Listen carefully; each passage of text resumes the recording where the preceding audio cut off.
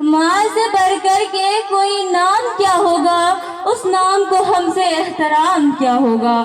جس کے قدموں تلے جنت ہے، جس کے قدموں تلے جنت ہے، اس کے سر کا مقام کیا ہوگا۔ السلام علیکم ورحمۃ اللہ۔ نحمدہ ونصلی علی رسولہ الکریم، اما بعد، فاعوذ باللہ من الشیطان الرجیم، بسم اللہ الرحمن الرحیم۔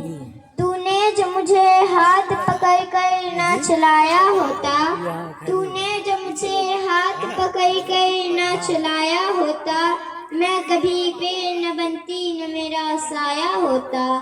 نہ ہوتی میں وہ سب کچھ جو آج میں ہوں، نہ ہوتی میں وہ سب کچھ جو آج میں ہوں، مجھ میں میرا عکس جو تو نے نہ دکھایا ہوتا۔ میری پیاری ماں اور بہنوں، والدین اس دنیا کا عظیم رشتہ ہے۔ والدین قدرت کا سب سے انمول خزانہ ہے۔ ماں کے قدموں تلے جنت تو باپ جنت میں داخل ہونے والا دروازہ ہے۔ دونوں ہستیاں وہ ہے کہ جن کے بنا نہ تو ہماری کوئی پہچان ہے اور نہ ہی کوئی شناخت ہے۔ بچے جتنے بھی برے ہو، والدین کبھی بھی ان کے حق میں برا نہیں سوچتے۔ والدین کی موجودگی احساس بہار ہوتی ہے، ان کی خدمت سے ہی سب کی کشتی پار ہوتی ہے، ان کی رضا سے ہی سب کی قسمت پائیدار ہوتی ہے۔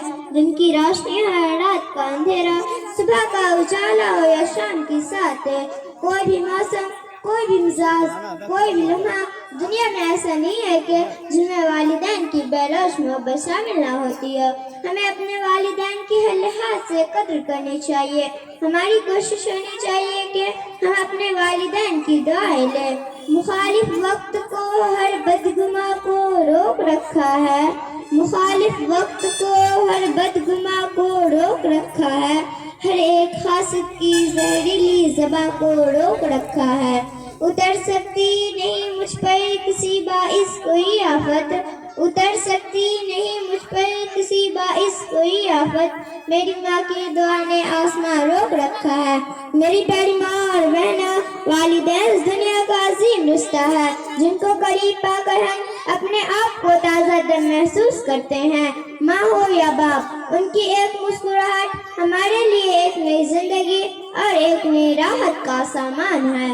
اے ہوا سن لے ذرا سب کچھ میرا بس ان سے ہے، اے ہوا سن لے ذرا سب کچھ میرا بس ان سے ہے، چاروں جانب یہ فضا مجھ پہ عطا بس ان سے ہے۔ ان کی دعا میری شفا، ان کی دعا میری شفا، ہر آسرا بس ان سے ہے۔